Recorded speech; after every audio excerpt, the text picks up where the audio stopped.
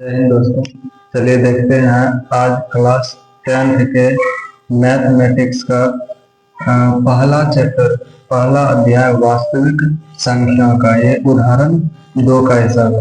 इससे पहले हम उदाहरण 1 का हिसाब बना दिए, तो हम उदाहरण 2 का हिसाब देखते हैं कि यहाँ पर क्या कर रहा है।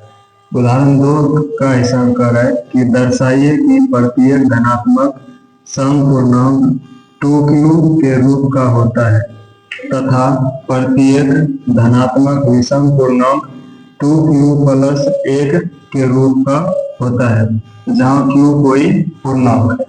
तो चलिए आइए हम इसको आसानी से समझते हैं और बनाते हैं।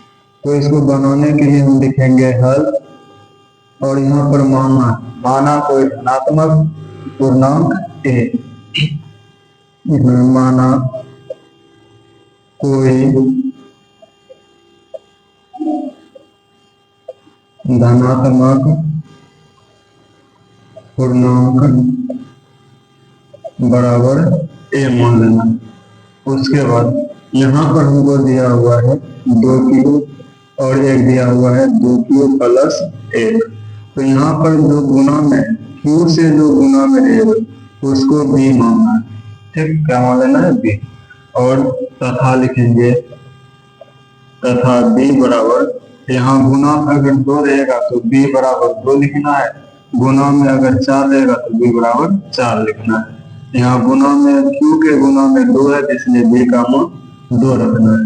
तब r बराबर, r का जो मान होगा इससे छोटा होना चाहिए, तो इससे छोटा एक 0 हो सकता है और 1 हो सकता है।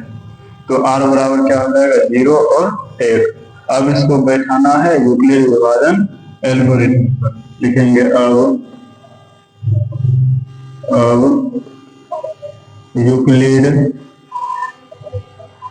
यूक्लिड विभाजन एल्गोरिथम से। तो यूक्लिड विभाजन एल्गोरिथम होता है a बराबर bq प्लस r, जहाँ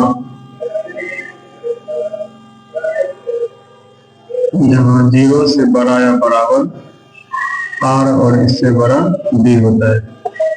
तो अब यहाँ पर a तो a ही रह जाएगा बराबर b का मान यहाँ पर 2 है तो b के जगह पर 2 लिखेंगे, गुना q है तो यहाँ पर q लिखना है। r बराबर, यहाँ पर पहले r का मान एक बार 0 रखना और एक बार 1 रखना है, तो r बराबर यहाँ रख देंगे 0, और आगे में लिखना है जब r बराबर 0, यानी इसको सरल करेंगे तो ये आ जाएगा a बराबर 2q प्लस में 0 का मान तो कुछ नहीं होगा, और यानी आ जाएगा यहाँ पर a बराबर 2q। फिर पुनः लिखना है a बराबर bq प्लस r, जहाँ 0 से बड़ा या बराबर r और इससे भी बड़ा b होता है। तो a बराबर b का मान 2 गुना q और r का मान अब की बार रखना है 1, और आगे में लिखना है जहाँ r बराबर 1 हो, यानी a बराबर हो जाएगा 2q प्लस में 1। तो यहाँ पर देख रहे हैं कि जो यहाँ पर a बराबर 2q है, यानी कोई धनात्मक विषम पूर्णांक है, कोई धनात्मक पूर्णांक है जो 2q के रूप का होता है, और धनात्मक विषम पूर्णांक 2q प्लस n1 के रूप में होता है। तो अतः करके लिखना है, अतः प्रत्येक धनात्मक समपूर्णांक 2q के रूप का तथा प्रत्येक धनात्मक विषम पूर्णांक